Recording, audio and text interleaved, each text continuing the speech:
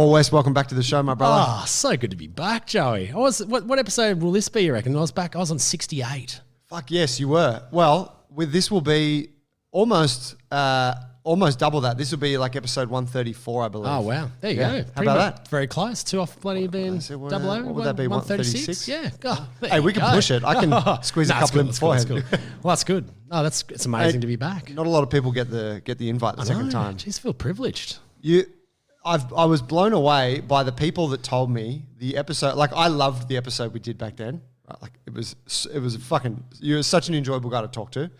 But I was blown away at the people who also told me that was their favorite episode. Really? I got like buff dudes I know who run gyms and shit who are like, bro, your best episode was with Paul West. Oh, yeah. And I'm like, what did you like about it? And they're like, he's just a fucking cool guy. Thanks, buff gym owner dudes out there listening to this one. Right? Because, I was expecting the people like, I'm really into gardening and Paul really spoke to me, or, I watched his show, whatever. But yeah, the dudes are just like, he's a fucking good guy. I mean, Thanks. Mate. Oh, I'm blushing now. Mate, last time we caught up, and we had a little bit of brekkie together just now and a bit of chat, but last time we caught up was fresh off the back of the bushfires. Correct. You and your family had been through some turbulent times with that. Yes. We've now, we're still in this pandemic piece, but we've just come off a second lockdown. You're down at Bermagui. Can you kind of talk on what it's like, what the situation's been like?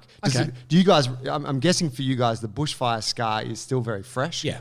For us city dwellers, yes, it's like a distant memory. Yeah, it wasn't a bit smoky in January a couple of years ago. It was kind of like taking up a lot of the news feed. So I think it's like worth just laying out there initially that there was no damage to any property that I own, or no one in my family was in immediate danger. That though the town that I live in, Bermagui, population 2,500, certainly was a focal point of national media attention given what happened in Cobargo. So we we went to bed on the 30th of December 2019, and distant glow in the background, checking the Fires Near Me app. It's not going to get anywhere near within 50 kilometres of us overnight. It's moving, yeah, but it's not an immediate threat. Wake up the next morning at, it was Christmas. We had like 20 people in our house for, all the families and friends came and visited, and we kind of woke up a bit hungover in the dark. And I thought, oh, geez, I want to get out of bed at 4 o'clock in the morning I'm going back to sleep. And I look out my bedroom window and I can see all this like red and blue flashing coming in through the curtains. I'm like, that's a bit weird. What's going on there? I look at my phone and it's 8 o'clock, but it's pitch black. And I see all these messages on my phone, and because I sleep with it on silent, I don't want any beeps or buzzes when I'm sleeping. I open it up and it's a cascade of messages from the RFS, getting progressively worse to the last one, which says, leave your home now and get to the beach, which I got about 15 minutes ago. And we've got 20 people in our house, so I kind of go immediately into survival mode, get everyone organised, get the kids up, get everyone together, go out and gather some information, from the community on foot. And is it people on the street like? Oh man! So we live near our local sporting field, and so anyone who wasn't familiar with what happened there, the fire front burnt over the township of Cobargo. I think Cobargo's got about 1,000 people at about 4:35 a.m. So everyone that was evacuated from there and all the surrounding bushland out the back had been brought into Bermagui, and our local footy field, which is lucky to have 2 people on it for 99.9% of the year, except when the Breakers are playing a home game. It had about 4,500 people on it. So there was vans, trailers, trucks, there were horses, donkeys, goats, and it quadrupled the population of the township at 8 o'clock in the morning. And we kind of went and got a bit of like recon from, because I'm a neighbour to the local police commander, and I know all the guys from the surf club and the RFS.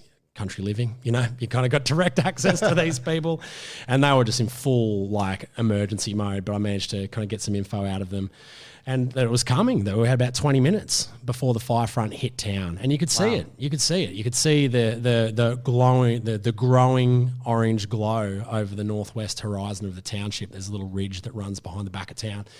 And then, then you kind of get all these other sensory things happening where, you start to get burning gum leaves falling on the roof. You start to get this like that. I'll never forget that staccato sound of gum leaves falling on the roof, like tink, tink, tink, tink, tink, tink, tink, tink, tink. And they've got embers on them. They're kind of burning. And that's from embers in the air coming from the fire front? Correct. Yeah. So it had such an updraft and was creating its own weather and pushing those flaming, or ember leaves out the front. And then there would be the kind of symphony, the kind of, macabre symphony of every single bird in that bushland, because it's about 100 kilometres of bushland out the back, escaping ahead of the fire front. So there's like this cacophony of sound for all the birds trying to escape the fire front as well. And then so on top of that, the pyrocumulus thunderstorm kicks off overhead. So it's like end of days. What's that? So so when a really intense fire creates so much updraft that it actually creates like a cumulonimbus thunderhead, but it's called a pyrocumulus cloud. So it's essentially like an instant thunderstorm, like a really violent light, like it creates lightning and thunder, but not rain. It's dry. Rain. It's purely from the friction of the updraft from the bushfire. It's so wild, absolutely wild. Thousands of people everywhere. And I remember sitting on my roof with a hose, kind of ready, getting everyone inside, safe, getting an evacuation plan to the kick beach. This fire's ass. Yeah, that's it. Come on. And sitting there, listening to all this, and seeing the RFS trucks like driving up and down the street on the loudspeaker, to be like, get out of your house, go to the beach now, get out of your homes, go to the beach now. And I was like, whoa, this is pointy. This is really going down in a big way.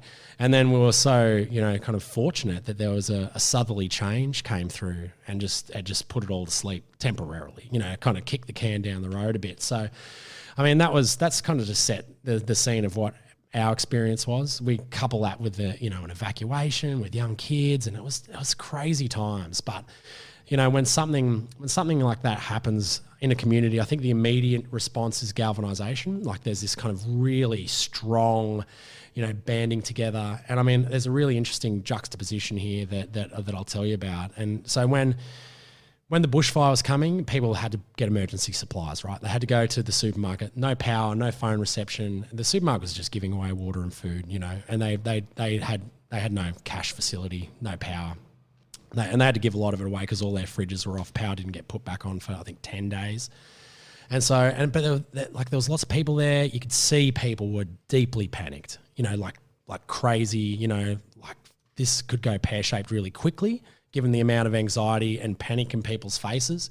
But there was kind of like this over-the-top politeness that people realised that that this is a very fragile situation and it could easily descend into a riot very, very quickly. Right. And so there was like, oh, no, you grab that water. Oh, no, okay, great. Everyone was very polite and great.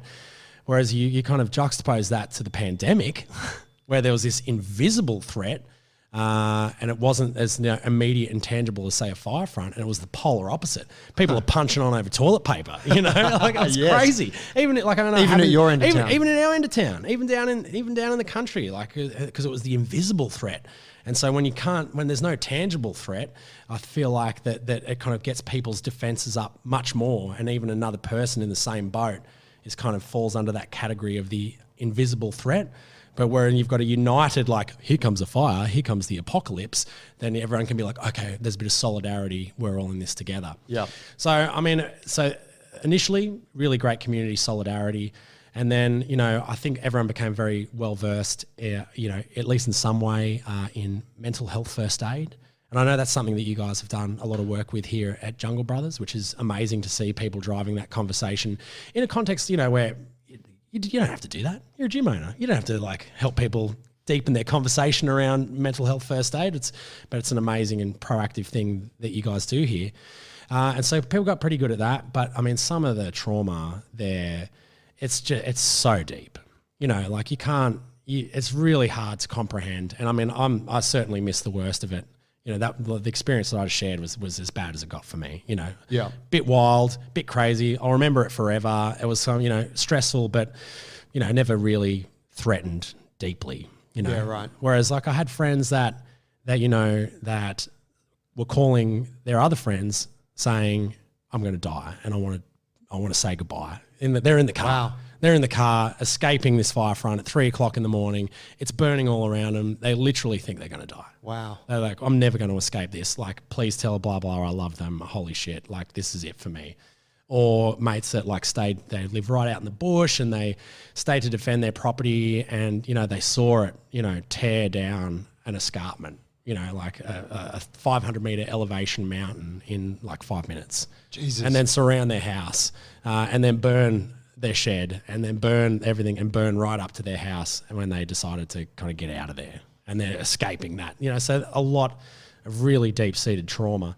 And I mean, it felt like it didn't feel like it. There was a huge national outpouring of support for that, for people in those affected communities. I mean, you have a look at like Celeste Barber's fundraising. That was amazing. It was like, you know, millions and millions and millions of dollars, heaps of amazing donations, heaps of support. She had issues actually getting that money, didn't she? Like bureaucracy. So I think the problem was that she initially pitched it to on the fundraising page. It was linked to one organisation. I think it was like New South Wales RFS. Correct me, anyone, if I'm wrong on that. And so then when came to the end of it, and there was all this money, and they were kind of like, well, we'd like to share this money a little bit more broadly, but in the kind of rules and regulations of that website, the platform, they're like, well, you designated that organisation, and that's who it's got to go to. Ah, okay. So that was the challenge, I think, is like, you know, and that makes sense to protect, you know, it's like, I want to raise it for this charity. Oh, by the way, I've also got a holiday account going on. I'd like to transfer it to. Yeah, you know. So that made sense, but I don't think they'd ever had anything like that happen before. And then, you know, of course, the pandemic rolled around, you know, so that was almost in the immediate aftermath of the bushfires. We kind of had the fires, you know, the ones that everyone talk about happened on, you know, New Year's Eve of 2019, 2020, but the fires weren't extinguished in our community. They weren't out till mid-February.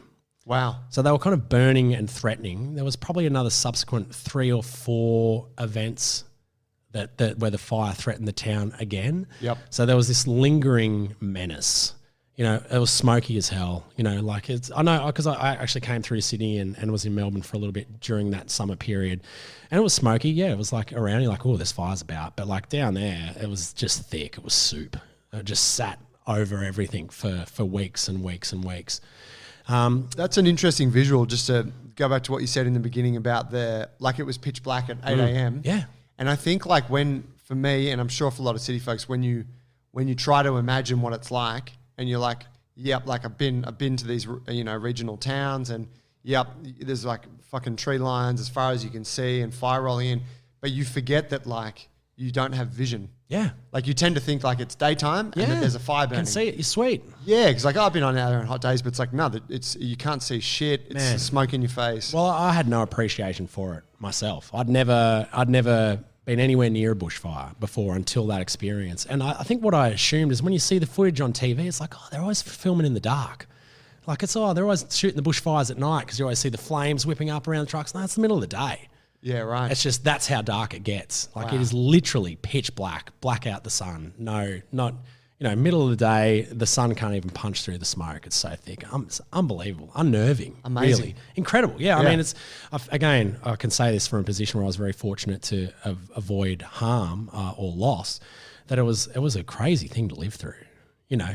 And I mean, again, I feel so deeply, you know, sorry for the people that lost homes or lost loved ones, or, you know, or were injured psychologically or physically from it. It's a wild beast, you know. It's very rare that you get to experience something so powerful. You know, Australia's pretty benign, you know, as a continent. It is, and I mean, it's strange though, because we know that bushfires are a part of this land. Yeah, that's right. And we kind of just always, I don't know, seems like collectively we've always turned a blind eye to it. I mean, it's funny when you drive through regional places, and this was only brought to my mind around the bushfires, but, you know, you can be driving out in the country and you see places that are built like in the middle of in the middle of the bush. Yeah. And there's like no clearing between the house and the trees. And it's like, without that bushfire happening, you wouldn't see that as a hazard. Yeah. But now it's like, holy shit, that house is like under threat. Yeah. And I guess it's just whatever. Maybe we've lived through a period where that threat it didn't rear its head. So we never really had to consider it. And then, you know, and whether that's happens, like, I don't know, you were talking before about some of the older people in the town. Yes. Who had seen this shit happen like earlier on in their lives. But most people in their 40s, 50s have never encountered it, have they? Never seen it. You know, so there was no real frame of of reference to respond to it. And I don't think really that anyone in Australia had any comprehension of the scale and ferocity of what was happening over that summer. I mean, the RFS were stretched so thin, like incredibly so, because there was fires up the whole East Coast. Yeah. All the way through to Kangaroo Island, you know, from Kangaroo Island to Noosa was at some point in that summer period on fire. Yeah. And so there was, after the initial big burn that took Cobargo, there was another projected day where it was anticipated to burn over Bermagui. And so they recommended everyone got out. My family and I evacuated there. I've got 2 young kids. I'm like, you know, it's not worth it for us. We're just going to get out because we were fortunate to have the means to be able to do that. But our friends that stayed, they were like, the RFS said, we can take no responsibility for you if you're here. Don't call us because we're so stretched. All we can do, we're going to defend the school, the club, and the petrol station. That's it. And we've got all of our resources. That's all we can do. If your house is on fire, I'm sorry. We're not going to. Don't call. Don't call. Wow. Because there's absolutely nothing we can do. And everyone, we suggest, bases themselves at the country club because that's the only place that we'll be defending. Wow. Oh, you know, just to hear that, just like, you know what? Yeah, a couple of 100 houses in town, maybe more, maybe 500 houses. Yeah, no, don't care. Wow. I mean, we do care, but we're literally not in a position to be able to do anything. So, I mean, and what the really interesting thing is that the exposure to the vulnerability of things that we take for granted, like communication, telecommunication. So all the mobile phone towers in the surrounding bushland, you know, all on the mountaintops around, burnt, gone. And so you're kind of going to these community meetings where you've got 500 people and an RFS officer standing on a milk crate addressing the town about what's happening, about what people should be doing, and telling people to be like, oh, get information from the RFS app. I was like, well, my phone, we haven't had power for 2 days and we don't have mobile phone reception, even if someone does have power. So we the only information that we were receiving from the outside world, other than at these community meetings, was AM radio in the car. Huh. So we'd go out to the car, turn Why on, AM? Well, because that was the FM towers had burnt down. Right. So the AM, the ABC, our local ABC in the southeast, has a couple of frequencies because it's such a big patch. And usually where we are is it's on the FM band, but AM travels a lot further. So we kind of got the crackly AM updates. Wow. And that's the only information that we had about road closures. I mean, the South Coast, it was January, right? It's a tourist destination. Full of tourists. And it's really hard to, there's not a lot of roads in and out of the South Coast. You've kind of got the Princes Highway coming from the north and then, or alternatively coming from Victoria in the south. And then you've got Kings Highway or Brown Mountain to get, to Canberra or to Cooma. So it was blocked to the north for the fires around Milton, blocked to the south for the fires at Eden. Kings Highway was out because of the fires there. So the 50 to 100,000 people that were holidaying on the South Coast, plus the South Coast residents that had to evacuate, had one road to do it on. Wow. It was insane. Like in our house, we kind of live near the turnoff where it goes through Bermagui, and it was this unbroken exodus of people, traffic one way, caravans, boats, 24 hours, just an unbroken line of traffic. Of people just trying to get out somewhere else. Get out, just right. to get out. Wow, it's like, when am I ever going to see, well, hopefully I never see something like that again, but just those vulnerabilities that we weren't expected, the ability to actually use a car to leave. Yeah. And if you didn't have fuel, still without power, so the servo pumps don't work. Oh, wow. So they couldn't pump. Because they require electricity. Yeah, and they require electricity. Makes sense. Or the refuel trucks couldn't get through if the servo had a generator to pump. Once the tanks were empty, that's done. Yeah. So we were once it came to evacuation, there's people like going around the community going, "Can you spare a quarter of a tank of fuel so I can get to Bega?"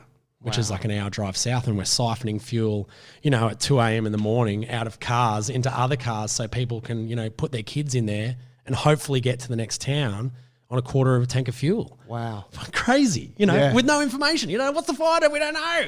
So crazy. But I mean, I think what I've really appreciated afterwards, and again, kind of speaking to that like galvanizing community effect, is that I think a lot of people have recognized that there's a critical need for grassroots organisation in this kind of thing, that you can't necessarily rely on the government organisations. I mean, they're doing the best they can, not to detract from the RFS or the local police or the local fire service. ScoMo came back from Hawaii. For he did. I mean, that's putting it on the line. Yeah. He got straight down there. He got straight to Cobargo and forced some handshakes. I mean, that's my community. You know, like Cobargo's the 20-minute drive away, but we're a part of what's known as the Triangle. Okay. So we know those people, you know, that like are abusing him with their goats or having their handshakes forced upon. So like it was giving him the limp fish. Yeah. Oh, insane, you know, and really disheartening, you know, to see that was the federal leadership on it, a PR.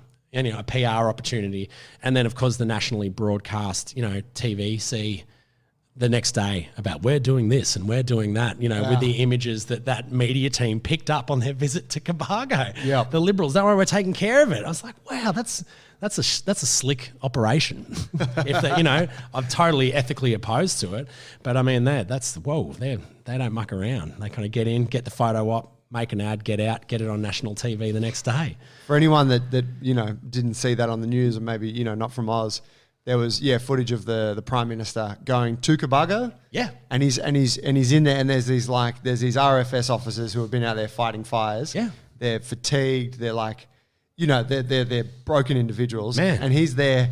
He's fresh off a plane from Hawaii where he's on family with his holidays, and he's trying to shake hands. And there was a couple of key scenes where guys are like, I don't want to shake your hand. Yeah. And he's like, come on, you know, and he's like picking up their hand off their lap. Oh. It was awful. That is probably the most cringeworthy scene in Australian politics, like in the history of Australian politics. And I mean, he's kind of matching it now with his performance at G20 and the COP26, where kind of forcing handshakes and photo ops on international leaders with his kind of camera crew in tow. But you know, I think it made a lot of people realise that some level of grassroots organisation is very important, and now there's been this kind of great level of information sharing and discussion around plans, around what people do should that happen again, and who are the people that you can immediately connect with in your community. How do you get organised? I mean, how do you deal with that influx of people in crisis? Like our surf club now is like an emergency shelter. Like it's still a surf club, but they've got this funding for all the underfloor cavity to be turned into like emergency storage for crisis stuff like mattresses, water, toilet paper, spare food. And so now I feel like, and they've got a massive, 10 kilowatt generator. I just made that up, 10 kilowatt, but they've got a massive generator so that, should everything go down, they've got that power too. And they've got a little, mobile cell tower as well that they can whip out to give people at least one access point for phone communication. So it feels like it's inevitable, right? It's coming again, because anyone who's got a kind of basic understanding of Australian, floral ecology knows that fire begets fire. You burn a landscape, it's more likely to burn. So that kind of, because it adapts to the fire. Yeah, exactly. And I mean, there's some challenging, discussion around landscape management, using indigenous practices to reduce that fuel load, but it's not as simple as that. Yeah. It's not as simple as just saying, well, let's do like checkerboard burning or cultural burning, and that's the solving of the problem. Because especially when you have a big burn like this followed by what's been a really amazing 2 years weather-wise. Like we're so lucky to have gone into basically 2 La Nina summers, because you can only imagine what it would be like if that big rain in February hadn't come after the fires. It could still be burning down there. Yeah. If it hadn't, it could just still be lurking around, looking to burn every last thing. So, but luckily, really great season. So the bush is recovered by pioneer species like black wattle, and they kind of grow really quickly, really densely, to a height of about 2 meters. And then, in a normal circumstance, they kind of outcompete each other eventually. That density thins, some of that material comes down, forms soil on the ground, blah, blah, blah, forest regenerates. But what it is now is a 2 meter tall fire blanket over the entire bushland, or a flammable blanket. So at the moment it's quite wet because we've got a good season. Because it's dry? Well, it has the potential to become dry. Right. Sorry. So it's dense vegetation, like super dense. Like you'd have to like breaststroke through it. Yeah. It's so thick. From the ground level to 2 meters is just one thick wedge of biomass across the whole landscape. So you get a couple of dry summers that becomes bone dry, and then your whole landscape's covered in a tinderbox. So it's coming again. Like everyone knows, and everyone's preparing. Preparing not in like a weird prepper way. Not like don't worry, build the bunker. Come on, it's coming. But just making sure you've got some form of comms, you've got some sort of water security, you've got the appropriate clothing to be able to be in a fire landscape. You've got thick boots, you've got heavy drill cotton clothing. Yeah. Because I think a lot of people shoes melt. Yeah, right. If you're out there on an ember-laden landscape, you like if you're wearing a pair of Vivos, you're stuffed. I like to go barefoot. It's good for my feet. Exactly. It's fire walking. So because I like barefoot. I spend a lot of time barefoot. I wear thin, zero drop shoes, but I have got a good pair of heavy boots for when that situation arises again. Yeah, because those other boots, they're totally useless. What about the talk to me about the Indigenous Australian land management. So there's a lot of great history that the First Nations people have with managing the land. Yes, and this was something that a lot of people are like, we need to like seek their wisdom and bring back this management of the land so it doesn't happen again. Where does all that stand? Has there been any consultation? Yeah. Talk to me about that. Well, I'm very always very hesitant to speak on cultural knowledge, being a white Australian. So, I'm not trying to appropriate anything here. I'm not trying to speak like that's my area of expertise. But there certainly has been engagement from the Yuin people where we are down south, and an attempt or the fostering of that relationship that, wasn't really there before. The cultural knowledge from the Yuin mob were there, but maybe that ingrained relationship with the RFS and National Parks and Wildlife, MP, the national parks are kind of our modern landscape managers.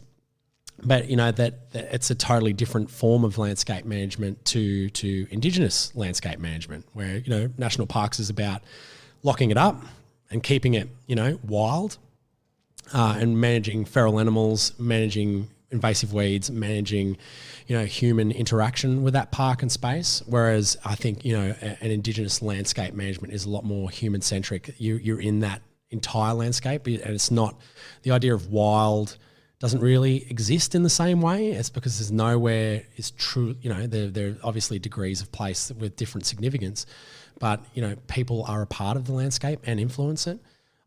Perhaps one of the challenges is, and again, there's people much better qualified to speak to this than I am from both a scientific and cultural perspective, is that the landscape of Australia has changed significantly in the last 200 years post-colonisation. Mm-hmm. So the landscape management practices enacted by Indigenous people pre-colonisation, it's not necessarily as simple as just dragging those forward 200 years and remanaging the landscape like that, because there's been significant degradation of our landscapes, whether it's through grazing or agriculture or fire damage or any of the number of, or just the changing climate, the drying of the Australian continent.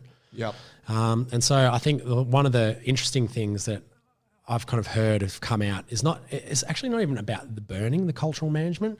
This method, this is Uncle Max from the Yuin crew down there, it's actually about looking at ways of rehydrating gullies and keeping water in those water courses out in the wilder areas, and that ties in with the work of Peter Andrews and natural sequence farming, which is another kind of totally separate conversation. But keeping because what Uncle Max said was that during those fires, because these gullies were dry when traditionally they'd be wet, or if at least not like wet as in flowing, they would have supported more high moisture vegetation around them. Yep. Whereas they were totally dry. So usually they would act as a kind of a slow, like a speed hump or a stop even for fires moving across the landscape.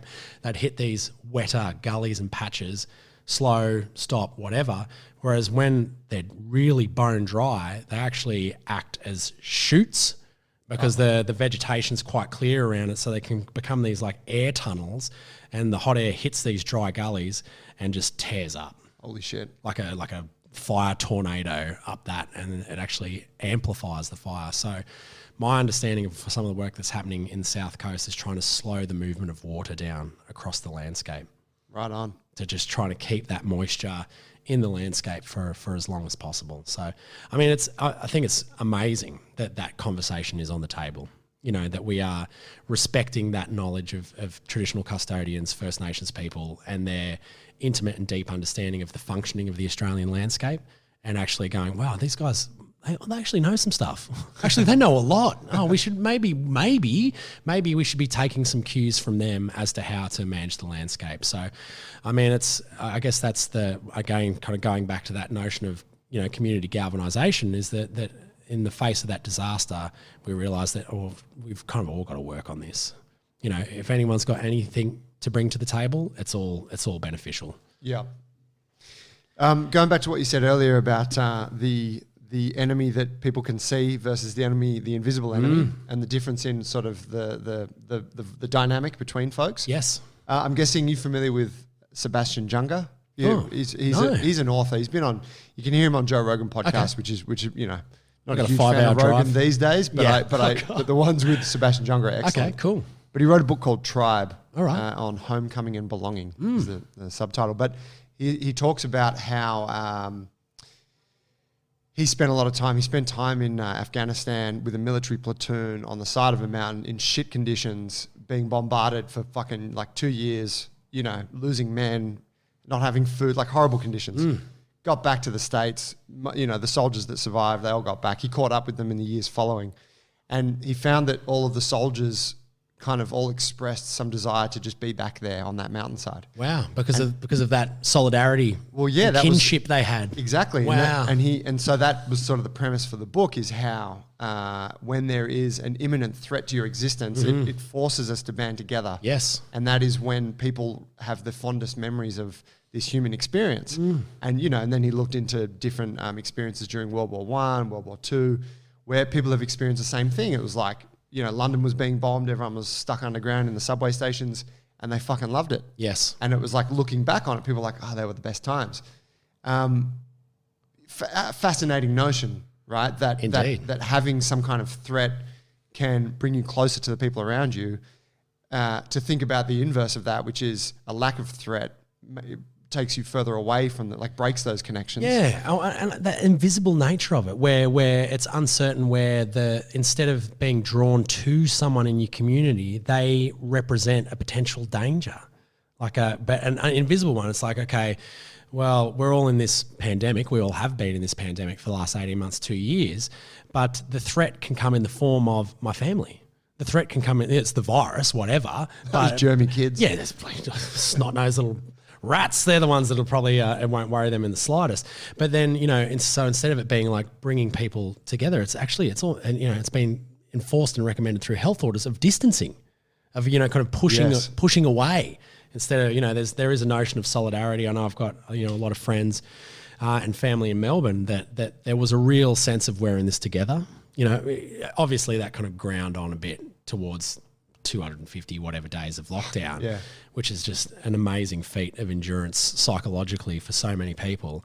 But they're certainly in the kind of early and mid stages of that, definitely the big lockdown they had last year, which was about now last year, there was a real sense of like, we're doing this. We're a city, we're acting collectively, and we're doing this together to beat it. But then, yeah, I mean, I've seen it, you know, in my own community. It's pretty, you know, we've only got a small town of 2,000 people, and it can be really, people can get really scared of the other, you know, because it represents uncertainty, and it represents that potential avenue for the threat to get you. Yeah, so do you think that's what it is, that it's like you could be carrying the virus? Oh, absolutely. Yeah. Absolutely. Especially as we open up to tourism, because, you know, I live in a tourist location, right? It's 6 weeks of summer or 6 week period after Christmas is, you know, pandemonium down there with people visiting. It's amazing. Can't wait to get down there. there. Yeah, get down Fuck there. up those Please come on, get cafes. down there. Yeah. Jet skis. Oh, it's always the jet skis. It's always the jet skis. I swear, there's some jet ski clubs holiday there. I've been in the surf at this like beautiful little national park beach, totally by myself.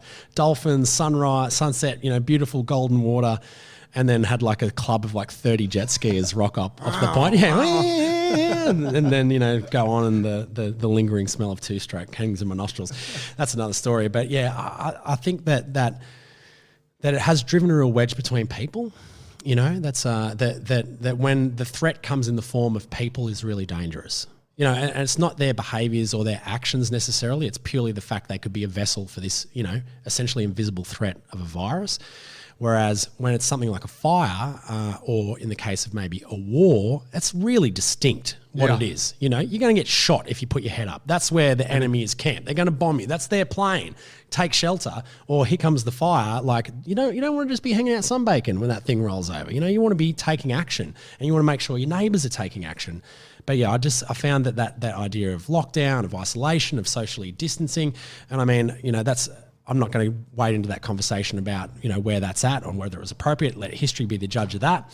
But it certainly has kind of driven somewhat of a wedge between people. And I think that now, as we emerge from the pandemic, or what feels like an emergence from the pandemic, that people are beginning to remember how to relate to one another, remembering how to be functioning members of a community, remembering how to be kind to other people and patient, and how to coexist in space with other people, which is quite beautiful, actually. I'm really kind of enjoying this stage of people emerging from their, you know, their isolations and their separations, and seeing that, you know, coming back together. So I kind of feel like this is a really interesting time in the pandemic to see, I guess in particular for really young people, like, you know, kind of teenagers, like are they going to just bounce back to be like the roaring 20s generation? Because they had all these big events in their lives cancelled, delayed, lockdown, minimum attendance, whatever. And now once, you know, we go post-pandemic, they're going to be like, I'm making up for all this missed time. Like, we're going wild. You're never going to lock us down again. Woohoo, we're partying. It's true.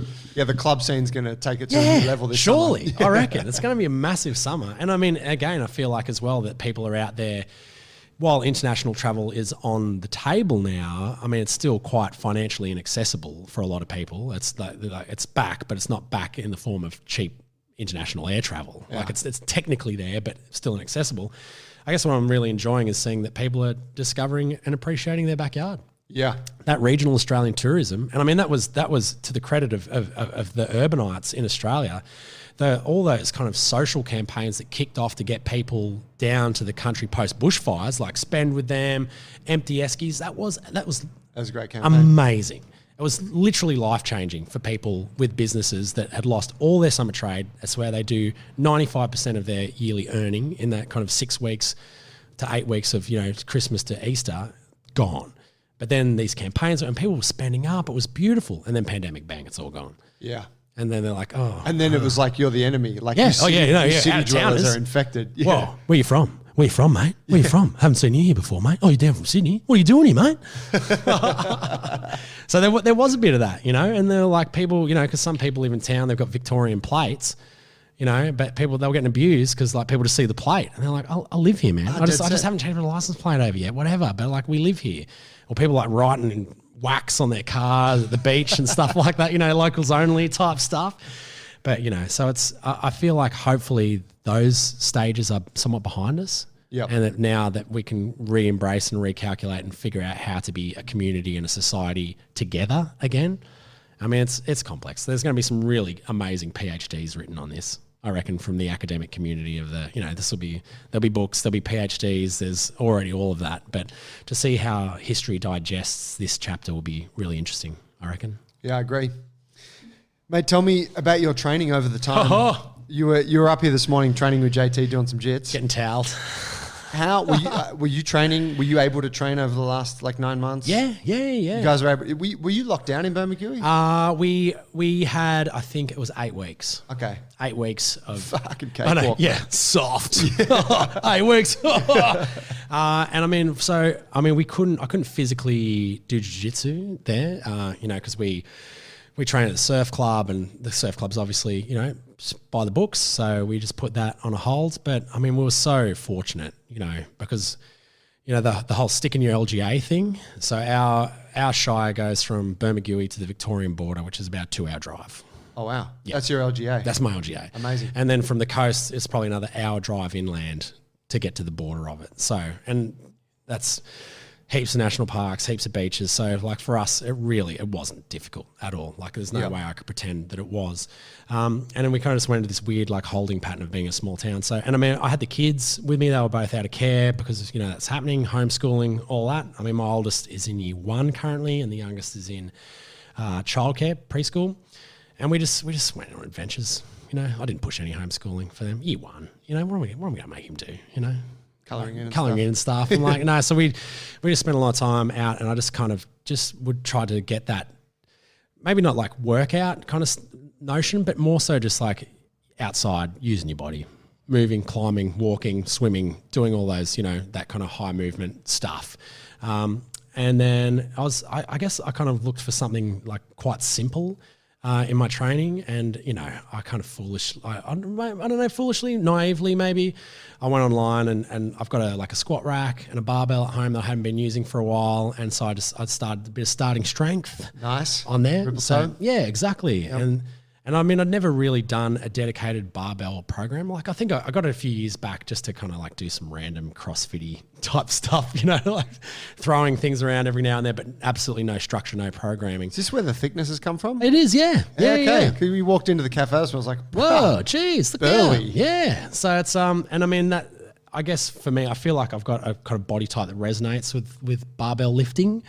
Like I've kind of got the frame to be able to put on some mass.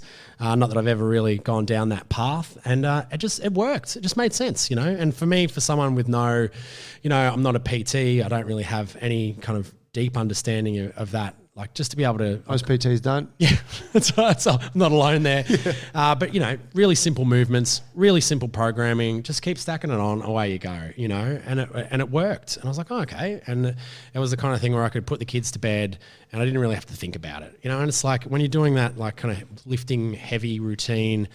Like you don't have to think too much. You know what I mean? Like, and it's not like it's simple. It's simple, and you're not like it's physically exerting, but you're having long rest periods. You know, like you're not kind of doing like a hardcore, you know, conditioning workout. It's kind of like you just get under the bar, do your reps, have a big rest, do some more reps, switch the lift, and away you go. So I mean that just kind of worked. I felt for me because you know, like I hate doing stuff after the kids go to bed.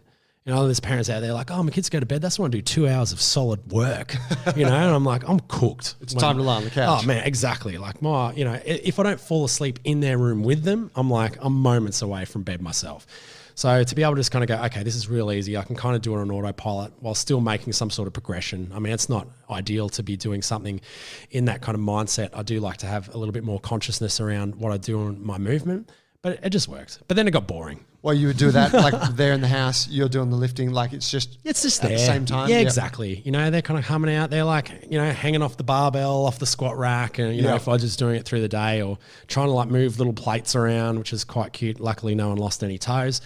And it was good. But I think towards like, I probably got through about 8 weeks of it and just went, oh man, just these same lifts again, and just got a bit sick of it. So I've actually just come across to, you know, gratuitous plug here, Bulletproof. Oh, for BJJ. Have you just? Yes. Oh, my guy. Because you know, like as I, you know, I also do 2 days a week of jiu-jitsu down in Bermagui, and you know, probably just before we go on to that, you know, the Bulletproof kind of component of it, to you know, I did a bit of training when I was living in Melbourne. You know, I was kind of very lucky to just kind of stumble into Absolute. I was looking for a CBD location that did lunchtime classes. Right on. And, you know, they've got that amazing location in there with like 50 killers on the mat in the city. For the uninitiated, Absolute MMA is like, they got a few gyms in Melbourne, but yes. You're at the St Kilda gym? No. So I wasn't at their like super jits, you know, championship gym where Lockie and the kind of, you know, comp crew train. But that said, it's still a bunch of killers. Tiago's Lockie's teacher. So it's Tiago Stefanuti. Correct. Yeah. And he would run those classes, and, you know, it's CBD. So it's where you would get all the like corporate warrior savages. They're like, I work in account, I'm a second degree black belt, and I like to get my roll on at lunchtime. Yeah. And so it was, you know, amazing. That's where I got indoctrinated into the world of jiu-jitsu. I went, oh, this is amazing. I love this, sensational. Moved back to the regions, back to Bermagui, and there's nothing. I mean, there's no one, like, which, you know, I was talking to you about this earlier, Joey, that like, it was quite surprising, you know, because it's such a popular sport. there's, you know, cities, there's countless gyms now, you know, there's like dozens and dozens of gyms in I a city. find it hard to remember traveling to any town where you don't see some form Something. of jiu-jitsu. Yeah, something. Yeah, you know? no, and it's often surprised you. Like you're in some little town, then it's like, oh, you know, Marcelo so-and-so. Yeah. And you're like, holy shit, yeah, of course they got a gym here. Yeah. But Yep, you've well, got, you've nothing. absolutely got nothing. Nothing. So there's, to drive 1 hour north, there's a purple belt that runs something very similar to us, just like a low fire. And then other than that, it's Canberra, 3 hours. So, and I mean, you know, I know there would be a certain mindset out there to be like, well, if you're just dedicated, why don't you just drive to Canberra, up and back, 6 hours return, twice a week? Like if you really want it, you'd be doing that. That's and, what you I did in the 1980s. Yeah, exactly. Yeah. And I mean, when I didn't have kids and I was 20 years old, like it was amazing. But that's totally off the cards for me. You know, I've got family, I've got kids, I've got a career, blah, blah, blah. So when we got there, I'm like, well, geez, I love this JIT stuff. I really want to keep going, but there's nothing. And I knew a couple of guys in town were keen. They were keen to start doing it. So I said, look, well, we don't have, there's no belts. There's no black belt, no even any sort of senior belt, high belt. How about I get some mats and I'll sort the insurance. I'll sort the club. We do it at the Bermagui Surf Lifesaving Club, and I'll sort the lesson content, and you guys can just pay me like, $15. It just covers venue hire, insurance. Like it's pretty much not for profit. And on the first night, 2 dudes showed up, and it was myself, and we just had a great time. And then those 2 same guys have been training nonstop for that year. So I actually started just after our last podcast. Oh, wow. So it wasn't, fires and the first round of the pandemic wasn't happening, but it was late September, early October last year it kicked off. So we've just ticked over 12 months. And we started initially on Mondays, but now we do Mondays and Thursdays. Oh. At the Bermagui Surf Lifesaving Club. Seriously, it's got to be one of the nicest dojos, gyms, mat spaces. You see the water? Oh, you see the water. Can you can grab see the a beer mountain. afterwards? You can grab, so it's equidistant to the pub and the beach. Oh, man. And both of that's like within 50 metres type thing. So it's the surf club. So we usually get off the mats, have a swim, and then the Bermagui Beach Hotel's right there. And at this time of year, it's all sunsetty. It's magic. Beautiful. Like we came off the mats the other night, and it was like there'd just been a storm. So there's like this beautiful golden cumulonimbus cloud off the coast, enormous rainbow going into the water, baby seals swimming around the beach. And we're just like, how good's this?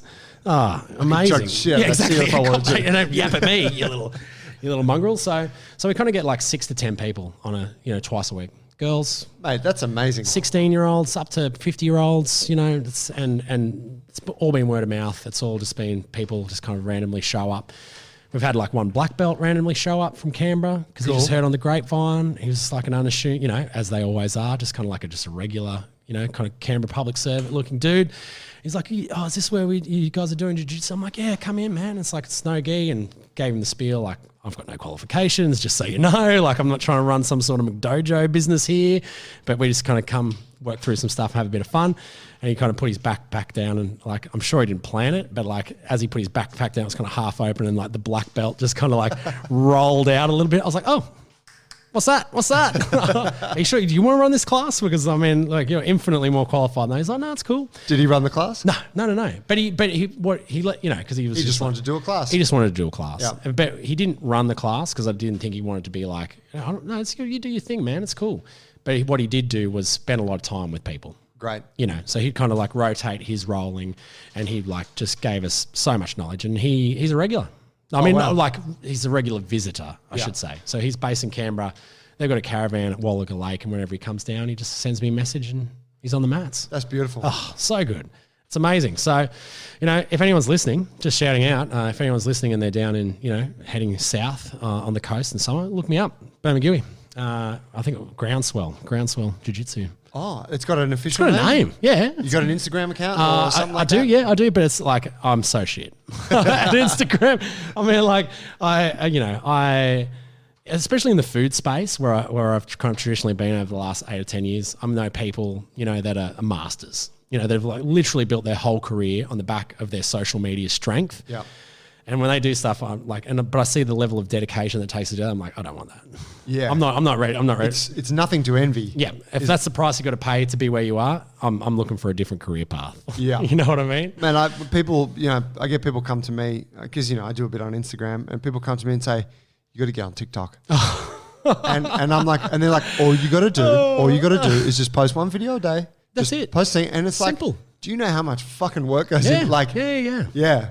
And you end up just living through your phone instead of like doing it, right? You're managing that account, and then people are commenting, I need to drive engagement. So I need to like if people comment in the first hour, I need to make sure I answer those, blah, blah, blah, blah, blah. And you become a slave to the algorithm. That's right. Boo. No, not my fan. Not my cup of tea. And I mean, I've kept it very distinctly kind of word of mouth down there. So there's a bit of a Fight Club vibe. Have you encountered any kind of frustration personally? Like, because what I can imagine is that what starts out as like a little community thing, it's you wanting to share this thing that you're into with other people. Yeah. Now it sounds like it's transitioning to a business. Yeah. And then before you know it, it's like it's a business, right? And with that comes extra responsibility and pressures. Yep. Do you experience any kind of friction with any of that? I think I've like had to learn that I've got to carve time additional to the mat time off for it, like prep time. Yeah. And like I can't just kind of go, they're the 2 or, probably 2 hours an evening twice a week that I spend on this. Like there needs to be at least another kind of 2 hours each. So in total, it's about 8 hours a week. Yeah. So 2 hours of mat time twice a week and 2 hours prep in some form for each one of those hours, just to get all, because I'm not making it up, but I'm trying to absorb information through online, like Grappler's Guide, through BJJ Fanatics, YouTube, to then pass on to, the people that come to the club. So to do that, I mean, I don't have that knowledge inherently in me. Yeah. You know what I mean? And it's very democratic. We discuss what we want to work on. And then it's just, I'm happy to put my hand up to be the one that go, okay, I'll come and absorb that information and I'll come back and share it with everyone. But to consolidate that information, it takes time.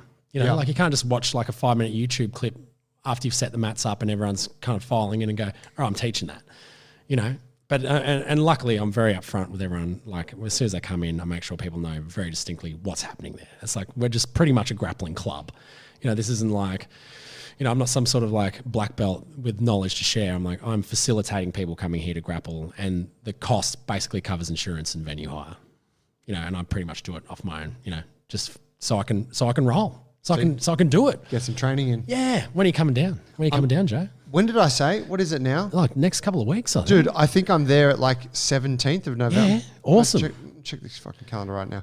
Dude, I'm coming down next Friday. Yeah. Well, I'll be in town next Friday. Great. So you have class Tuesday and Thursday, right? Monday, Thursday. Monday, Thursday. So I'll be there Monday night. Awesome. Amazing. Not Monday week. Monday week. Sweet. Yeah. I'm there. Awesome. Yeah, that'd be sick. I hope you're there, Paul. Yeah, I'll be there. Don't worry. I'll be there with bells on. Yeah, you're going to run the class, or you're just going to kind of like put the pressure on me? Run the class. Please do. I'd love to. Yeah. Please do. Because I just feel so. I'd be like, I'll just be looking over at you and going, oh, God, don't judge me, Joey. Don't judge me. I'm just making this stuff up, mate. I'm sorry. Please.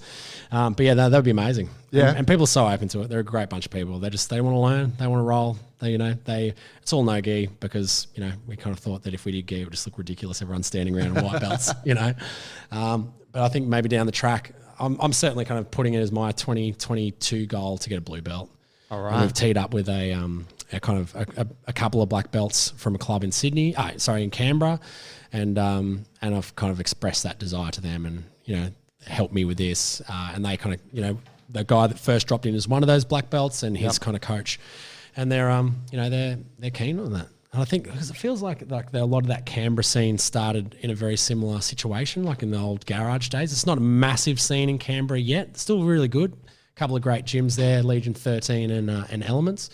And they all started, in a garage, watching old VHSs, Gracie Mags. Mate, that's how it started in Sydney too. Yeah. I think if you go back, like some of the pioneers, like John Will, who's started on the Northern Beaches, and maybe Peter Devine from Melbourne. But I there's stories of, and I don't know, I don't know the history super well, but of those guys like going to Brazil, traveling to Brazil, spending months there to train to get their blue belt, and then coming back and like sharing the knowledge, and being revered. It's like, holy shit, this guy's a blue belt, and then at a point there was the three guys, the three Brazilian black belts who turned up, started the New South Wales Federation, corrupted the shit out of it, of course. but put all that culture, that's right, that's another story. But it's amazing. Like I initially I was quite hesitant to share what I was doing with some of those kind of senior black belts in case they were kind of like, you've got no right to be doing that. Yeah. You know, you shouldn't be doing that. Like you're going to get, someone's going to get injured, you're going to get hurt, you're kind of watering down the art. But it was actually the opposite. I think a lot of, in particular, like guys that might be like pushing kind of 45, 50 and like old school black belts, they're like, yeah, solid. That's how we started, going hard in the garage. Yeah, yeah. We didn't have a clue. We heard each other all the time, but God, it was good. Oh, take me back to the garage day. So I think a lot of those guys appreciate that. You know, you've got a choice. You can either say, oh, I'm going to wait for like a really senior or a black belt or someone to learn off, or we're just going to do it. Yeah. We're just going to do it. We're going to like get information from wherever we can. We're going to affiliate with someone, hopefully somewhere down the track. And if we get a sticking point, then we try to seek that, you know, that external knowledge wherever it is. Well, now it's so available. It is. I mean, that's right. No one's starved for the knowledge, right? No. I mean, it is a different thing having someone there. Oh, totally. Versus learning online. But, Absolutely. But you can do it online. Yeah. Totally. And I mean, you can, when you've got a good dedicated group, you can kind of fumble your way through workshopping the finer points. Yeah. You know, like in particular because it's a partner based, you know, sport, right? Like you're kind of grappling against someone. Like if a choke's not on, it's not on. You know, if you're missing that, your partner will be like, yeah, nah, that's not there. That's something's got to give. Oh, that's it. Yeah, that's it. Oh, good. Yeah, it's a funny thing with jits. I like you said that, you know, you have no qualification and that no one's got any qualification. No. You know, you go to a gym here and there's a black belt, like whatever, they might have their black belt certificate, which comes when you pay your, you know, yearly fee to the International Federation, right? But you didn't, but you know, and certain affiliations have their own curriculum, and so Yes. they have their own standards, and you must be able to show, you know, these standards to acquire the different belts. But for the majority of them, it's like, my coach gave me a black belt or a brown belt because I thought I was at that level. I've been showing up. Yeah, there's no actual, like, you didn't pass a specific test. Yes. So I think that it speaks to jiu-jitsu. Yeah. Right? That the nature of how it's unfolding for you is like, that's what it is. That's it. The grassroots. Yeah. Grassroots jiu-jitsu. Mate, I'm excited to come up. Yeah, we can't wait. Come yeah, down. and seriously, if anyone's listening and they want a road trip, Bermagui, 5 hours south of Sydney, about 3 hours southeast of Canberra, come down, hit me up. We'd love guests. If you're a senior belt, come run a class. You can take the proceeds, whatever. It's That's amazing. beautiful. Yeah, we're happy. Like, you know, if someone moved to my town, and they were like a senior belt and they wanted to start training, I'd be like, sweet, take the mats. I'm happy. Like, I'll learn off you. This isn't a competition now. If I've got to fight me. Yeah, exactly. We're just going to do some dojo storming at the Bermagui Surf Club. You know, and that would be amazing. Like, so if there's a black belt out there that's looking for a regional, you know, tree or sea change, come on down. I'm kind of like even tossing up the idea of like mat surfers. Have you ever heard of that? It's like it's kind of like couch surfing, but for the jiu-jitsu community. It's a thing? It's a thing. Yeah, it's a thing. Okay. I think it's a website where they're like traveling jiu-jiteros, you know, kind of offer positions or offer skills. I've seen jiu-jitsu nomads. Like there's a few groups around like that. Sweet, exactly. Because, you know, we live on a coastal town. I know a lot of small business owners in town in the hospitality venue. If you want to come down, live on the coast, we can get you a job at the pub. You can teach jiu-jitsu 3 nights a week. Keep the proceeds for that as well if you want. I've already got the mats, I've got the insurance, I've got the venue. If you want to come do it, hit me up. That's I'd love fucking that. cool. That is a huge offer. That's a huge offer. And I mean, you'd be living in the spare bedroom at our house, but that's cool. Worst places. There's much worse places. We're in a top spot. You gonna come stay with us? Or you going to drive to Birmingham and then head back? No, I think I'd probably come stay the night. You're welcome I to. think that'd be much easier, right? Yeah, totally. We could hang out a yeah, bit more. Yeah. I'm just trying to think of, we got to sort out who we're going to have with us, kids wise, and dogs. Yeah. I think dogs we're leaving here. Okay. Because we can't take them. We got a dog friendly yard. Have you? Yep. Yeah, if you'll have us. Yeah, no, of course. Love to. You're welcome. Yeah, no. Meet your that'd kids, be- meet the wife. Yeah, awesome. Mad. Ah, meet the crew. Meet the groundswell jiu-jitsu crew. Groundswell. The southern savages. Look out. But yeah, no, it's been amazing. And it's, you know, and people, they love it. You know, they're so like, I'm so apologetic about my lack of expertise, right? Like I'm really upfront about it. I'm like, look, I'm making this up, guys, you know, just so you know, I'm not an expert, blah, blah, blah. But at the end of every session, people are just like, thanks so much for putting this on. Thanks so much for organizing this and just rolling the mats out and for doing all this because we love it. It's a highlight of our week. We look forward to it, you know. Wow. It's great. Do they come to you because they've heard of jiu-jitsu or they've had some exposure to it and they want to train it? Yes. Or are they like, oh, I heard you doing a thing here. It sounds like fun. I want to get fit. So most people that come for the sounds like fun, just want to get fit, come for once and don't come back.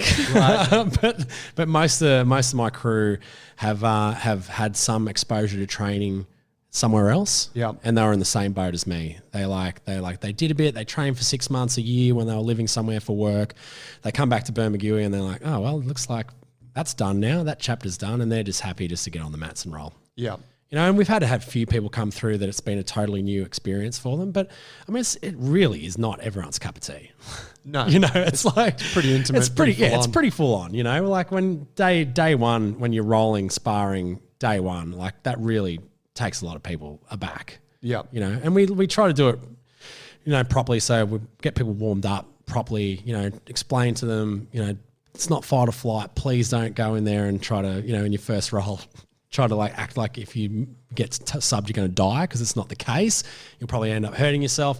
And we've been lucky, you know, we 12 months on the mats, you know, 2 nights a week for half of that. No major injuries. That's great. Which is awesome, you know, which is kind of like, you know, in my position of responsibility for it, the last thing, you know, because if I was doing it and people just getting injured left, right and center, I'd be questioning about what I was doing. You know, like I'm doing something wrong here and, you know, I've only got a kind of small crew, and if everyone's getting injured, this is going to be me doing mobility work on the mats on a Monday and Thursday. Shadow grappling yourself. Exactly.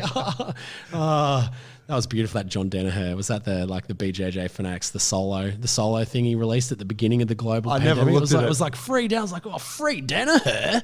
I'll download that. And there was a little bit of him kind of shadow grappling. Holy shit. In there. Amazing. I'm guessing he moves pretty well. He moves amazing. Even though he's a bit of a rickety guy. Yeah, for someone that's had like hip recos and that whole shtick, and still doing full like straight leg toes to bar, you know, strength work. Really? Yeah. Holy shit. Yeah. That was pretty much the only, I'm probably butchering this, but remember that was the only kind of supplementary movement that he recommended.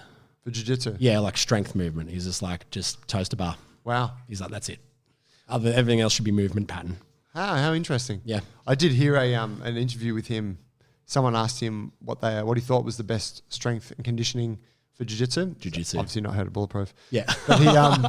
But he's a fucking smart guy. He said whatever. He said, I don't know what the best, because I've seen people that have done a lot of barbell work and it's worked well for them. I've seen people that have done, calisthenics and it's worked well. So he's like, whatever works for you. Seen people who've done a lot of juice, it works well. Yeah, that's right.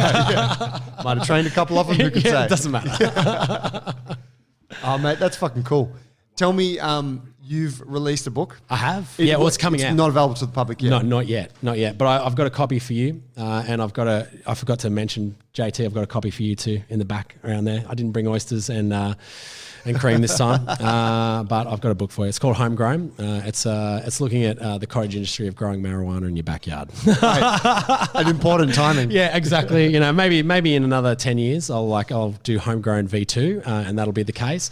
But this one, you know, it's just encouraging people to grow a bit of food. You know, and I guess what I found where I've kind of, I guess, discovered my niche is that accessible gardening information. Because as someone who's quite passionate about gardening, growing food, I mean, I can pretty much pick up any gardening book and get something from it, no matter how technical it is. Even if it's like a full-on, you know, biology book, I can still get something out of that I can apply in my daily life. But I just found that like a lot of books were written by gardeners for gardeners.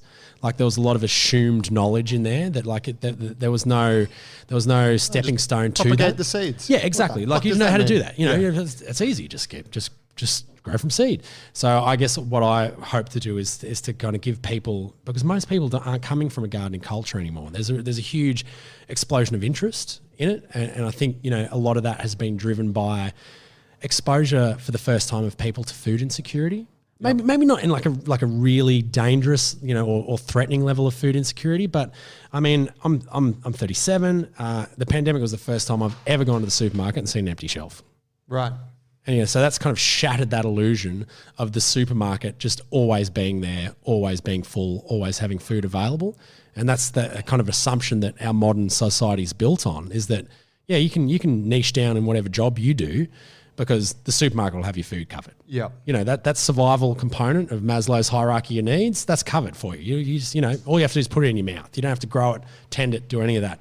So I think a lot of people on the back of that, coupled with the fact that they were in their home space, they had more time, they were looking for, you know, for ways to be outside constructively, that gardening has had a real explosion. And in particular, an interest in kind of creating some form of food for yourself.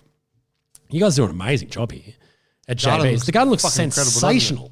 I was like, whoa. I can claim very little responsibility for that. By the way, Dylan, I got to give him some props in the office right Dylan. now. He's taken that torch. He's wearing that hat since T left, and he's fucking owning it. It's pumping, Dylan. That's looking sensational down there. So, and I mean, as someone visiting a gym, what a beautiful thing to see as you walk in, because it's what I love about gardens is it's like these pockets of biodiversity and life and living, you know. It's like, it's especially when you're in a built environment like here at Botany. I mean, looking out the window here, there's still, you know, there's still native vegetation. You've got gum trees and casuarinas, but to have that beautiful tended garden, because we're in kind of a light industrial area, a lot of it's really kind of low maintenance, yuckery, native. Yeah. But to see something, something in. Yeah, exactly. Something that's just going to fill up that spot, you know, until we decide to concrete over it for another car park. But to see this it's sensational, and surely you must get that feedback from the punters here, that, you know, or from the members here in the gym, that they love that, right? They love it. Has anyone come in and going, yeah, what are you wasting your time with that garden for? Couldn't you put some chin-up bars or something there instead? Come on, get it out. It's a bloody eyesore. So I'm sure that no one's ever reacted like that to it, because it makes it welcoming. It's home. It's life. There's you know, gardening is culture, you know, and it's in its own way. You're fostering and tending culture. You know, it's of microbiology, of plants, of macrobiology, of people and interaction with the built environment. It's a really beautiful and amazing thing. And like, I'm kind of glad to have gardening as well as jiu-jitsu, because I don't know that I'm going to be grappling till I'm 95. You know, why not? Well, I don't know. Maybe go full Helio and, like, you know, and actually be able to do it.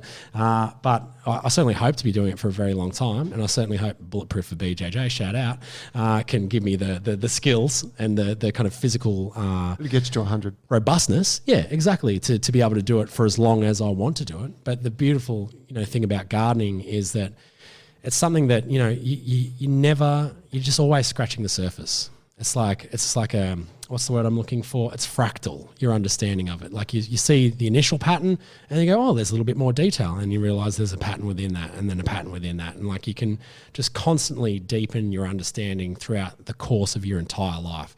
And I mean, I'm very fortunate that I get to do a lot of work with various kind of gardening groups and organisations around Australia, and you'll be hard pressed to find a more active and energetic group of octogenarians than your local gardening club.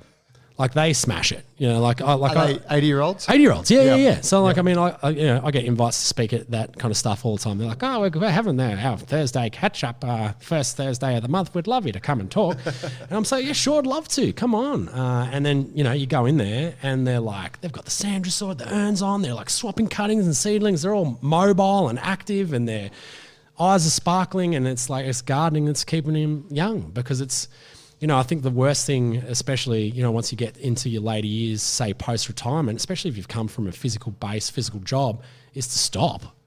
You know, just all of a sudden go, oh, thank God that's done. The hard yards are done. Boom. Sit down on the couch, watch TV, drink a few beers. Because then everything seizes up, and then bang, you're kind of on that slippery slope of decreasing mobility and decreasing health markers. But, you know, gardening, it's not backbreaking. It doesn't have to be. It can be. But if you're smart about it, it doesn't have to be. And it's kind of got all those beautiful, subtle human movements. You know, you're kind of squatting to weed. You're lifting things up. You're lifting buckets. You're doing farmers' carries, you know, through the garden. And you're out, you're moving. You're kind of getting sunshine. You're getting physical nourishment through movement. And, you know, if you're growing food, you're also getting that, like, high nutrient density food there. I think there's a really beautiful intersection between kind of human health in that movement space and gardening. Because it's, I mean, when we're a hunter-gatherer design, but we don't live in a hunter-gatherer world anymore. But to be able to tend a garden enables you to bring some of that, you know, that interaction with the natural world into your life without, you know, having to whittle your own spear and go out and try risk your life. Exactly, you know. And that's so inaccessible for most people as well, you know. So be able, like, because I know there's crew out there that make their own, traditional bows and hunt barefoot hunt for buffalo in northern Australia. They do that. There's guys out there that do that. They're fascinating. I love them. But for most people, that's just never going to happen, Yeah. But gardening is something you can do. And I think what the experience for me with River Cottage, which was a program that I guess kind of shot me into the spotlight that I did for Foxtel and then SBS, was that it was on a farm, right? Like a 20-acre small holding. And for a lot of people, that was hugely aspirational. I was like, wow, oh man, that's amazing. I'd love to do that one day when the kids are older, when we're in a bit more of a stable position with work, we're going to move out to the country and do that. Well, what are you doing now? It's like if you think that like when you get to retirement age, going and running a 20-acre rural property is going to be fun or relaxing, it's going to be hard work. It's a job, like you're fencing, you're mowing and slashing, livestock maintenance, doing all the bits. Like, not to say you can't do it, but it's not, it's not like that bucolic country lifestyle magazine sense. Like it's work. But what you can do now is like if you're growing herbs, it's as simple as that. That's how I always try to get people to start. It's like, oh, I'd love to have a garden one day. I'm like, just get a pot of thyme. That's all you need. Fuck, can't kill time. Can't kill thyme. Yeah. Thyme or rosemary. Just like a little terracotta pot of each of those. You can go to your local garden centre, Bunnings, whatever. Spend $20, get some potting mix, get a thyme seedling, and just keep it near your back door. Even if you don't use it in your cooking, just keep it alive. There's your mission. Just keep it alive. And it's so robust. And as long as you're kind of seeing it on a daily basis, keep the watering can next to it. Huh. And with like a 10-litre watering can, because you're only going to need a little splash on that every couple of days. So you don't have to fill it up. You don't have to go look for it. You don't have to get the hose. But if you just see it looking a little bit kind of saggy and wilty, like it's a little bit dehydrated, just give it a drink. Simple as that. And if you can keep that alive, keep chipping away, and hopefully that'll help get the gardening bug to bite. And help people realize that plants want to live, and it's like if you just skill yourself with some of that observation knowledge about how to look at something and determine whether or not it's in good health, that's a really big tool to helping you down the garden path of gardening. But I think the biggest mistake people can make is to go full Jamie Dury, backyard blitz, to be like, okay, I've got a 200 square meter backyard. I'm gonna hire a mini digger, and I'm gonna dig the whole thing up into like veggie beds. And I'm gonna go to Bunnings. I'm gonna get all these raised beds, and I'm gonna get 10 cubic meters of garden soil. I'm gonna put it all in. And you do 1 week into that, you're totally fried. Nothing's finished. Nothing's growing, and then you're just like, oh man, this gardening racket's too hard. The best thing for me, or the approach to gardening, is a little, a lot. Don't, like, every now and then you do those big working bee days where you might have to dig some new beds or go hard on some weeding after you've been away for a little bit. But really, I try to spend at a bare minimum 5 minutes a day in the garden. Simple as that. Every day. I've got a little like a little app on my phone with a little tick box to remind me, like one of those kind of like habit. Even though I do it all the time, it's just good at the end of the day for me amongst all the other stuff that I do. Because sometimes, when you're writing a book about gardening, you're doing more writing than you are gardening, which is the irony of it. You're like, instead of actually going and doing the things that you're writing about, you're sitting at a desk writing about it, and you're in the zone, you're typing out, you're going, oh yeah, I'm going to hit that, deadline for today. And then you go, oh geez, I didn't actually do any of it. I spent any time in my garden. I didn't have a look at any plants. I didn't water anything. So I always just like to have a little reminder to go 5 minutes a day. That's a cool thing. Yeah, that's enough, really. Do you think that the gardening thing has traditionally been kind of uncool for people? Like, yeah. Because totally. What I'm guessing is like, there's not a lot of, like, there's permaculture and stuff out there. Yes. It's like, if you're really into it, there seems to be some cool books and you can really sink your teeth into it. But if you're just like, oh yeah, I buy some herbs when I'm at the supermarket, I bought some, they die, but I do want to do something. There's no one speaking to young people about that. And I mean, like, I've got an incredibly deep amount of respect for the permaculture community and what they do. But sometimes, like, the kind of big proponents of it can be really alienating. Like, if you're not knitting your own vest out of alpaca wool that, you raise the alpaca and then you then spun it yourself and then knitted it yourself, you're just part of the capitalist machine, and you're the enemy, and which, like, it can be a little bit combative sometimes, language, like a little bit like, we're over here, we're the dedicated few and everyone else is just part of the problem. Yeah. Sometimes, from some of those real hardcore permies out there. Whereas realistically, for the bulk of the population, you have one look at that and go, oh, fuck that, righto. I'm just going to keep living my life. I'm doing my best here, but I'm never going to wear my own hand-spun alpaca vest. Yeah, okay? Maybe one day. Maybe one day. Maybe. We'll see. Depends what colour I can dye it. But I think, really, like, kind of bringing it into the fore I think is, especially of younger kind of cultures or, younger demographics is a really critical exchange and that's something that, I'm kind of a co-founder of a thing called Grow It Local. And it was from the other two, we're a four group founding group. The other two guys created Garage Sale Trail. Did you ever come across that? So they were like a Bondi crew, and they basically created a national holiday for garage sales. Fuck yeah, no, I have. Yeah. I remember that. Yeah, yeah. So that's still going strong. But I guess off the back of that, they went, wow, like people really like knowing their neighbours. They really like doing this on the ground community stuff. Like people really actually really enjoy this. And I think they looked at how can we do something that's year round instead of a 1 day a year garage sale trail, and they're all keen kind of gardeners as well. So they went, well, how about creating a community around gardening? And so we're really trying to go down that path of kind of like shaking off some of the old hang-ups about gardening, the old school, horticulturalists, amazing profession, amazing people. Easy, my dad's a horticulturalist. Yeah, no, and I you went to university with Don Burke. Oh, no one. Yeah, he didn't like him. I was about to say, not many people did. I think Don likes Don. But, I think that there's it's a bit daggy. Daggy is a good word for it. Daggy is a good word. It's not something that the cool kids are out there doing. Or is it? Now, because I think there's a lot of people that maybe were really on the kind of cultural vanguard in their 20s that, have done very well for themselves and are now finding themselves moving up to the Northern Rivers and getting in the family way and going, actually, make some sauerkraut. Yeah, I want to grow some of my own vegetables. I want to have chickens. I want my own eggs. I don't want to go to the Byron Farmers Market and battle my way through there to get a dozen eggs. But when I've got enough space to have chickens of my own, so I feel like there's a lot of people that maybe were really you probably maybe would consider cool. Those people that were, amazing musicians or artists or sports people that in their prime were so focused on that craft that, that they didn't garden, but now they've kind of done really well for themselves and they're going, well, actually, what is it? What's it all about? What's life about? And I've kind of lived the high life. Can I do this as well? Like, is there actually a really high quality of life in connecting to the country where you are, whether that be in the city and you're connecting with the things growing on your balcony or you're on a small lifestyle block, connecting with the food that you put in your body through growing it, cooking it and preparing it, and using that then as a tool to connect with your family and friends. And for me, they're kind of the three pillars of every book that I write or every kind of communication that I do.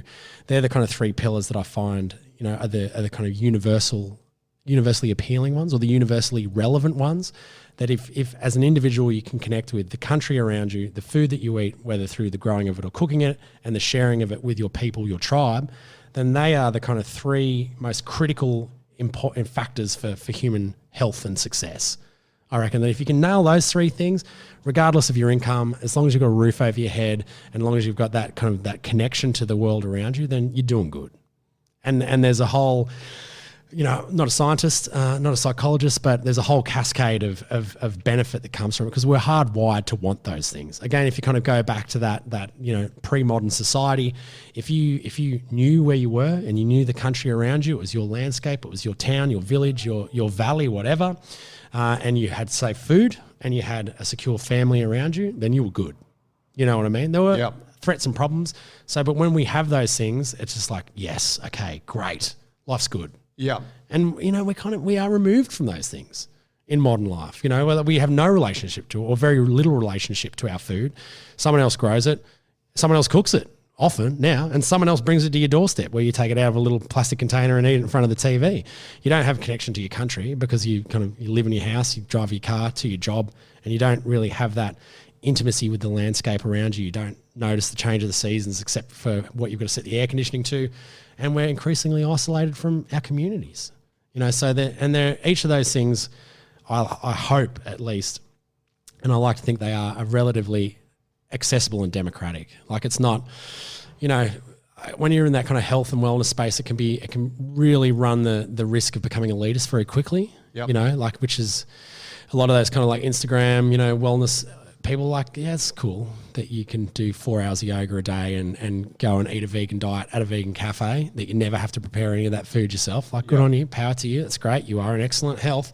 But if you're talking to someone that's like raising a family, living in the burbs and working 50 hours a week, like it's not going to happen. Your information is useless to them. It's aspirational, great, but they're never going to be able to apply it. But you can still have that small connection, Even you don't, and I think we kind of get swept over in the concept of it being like you've got to be self-sufficient. That's such bullshit. You don't. Like, no one in their backyard is going to grow all their fruit and vegetables, and it's not about being self-sufficient. It's about just having a small engagement with those 3 pillars initially and growing them as you see fit. Yeah, right. So dipping your toes into that. Exactly, yeah. And that can flourish to become something that is... Absolutely. Yeah. Because it's for anyone that has like started down that path of growing a little bit of their own food, you just like that first time, and I mean, it starts with that pot of thyme or that pot of parsley at the back doorstep that you're going to prepare a meal, you're cooking it at home, maybe not from scratch, maybe it's a pasta, you bought the sauce, you bought the spaghetti, whatever, but then you go out and you take that little bit of herb that you grew on your back veranda and chop it up and sprinkle over the top of your meal. Like, that's amazing. Like, that's not self-sufficiency. That's like a micro fraction of the calories and food that you consume. But that connection is real and it's there. And the smugness and self-satisfaction that you feel on the back of it. That was the way you put it. Yeah, that's exactly it. That's like is it? Taste the time in the that? 6th flavor. I grew that time. Smugness. There's umami is the 5th flavor, smugness is the 6th. and it's so powerful, and it gives you that pride and that connection to the food that you're putting in your body.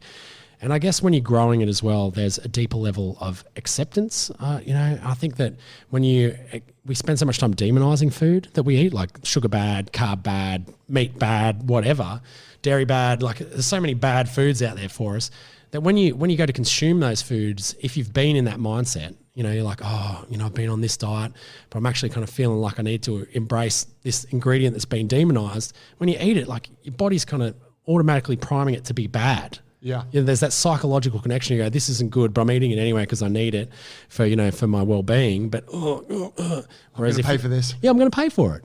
Whereas if you have grown something yourself, and you're so excited about it, like there's such a huge openness to letting that food into your body.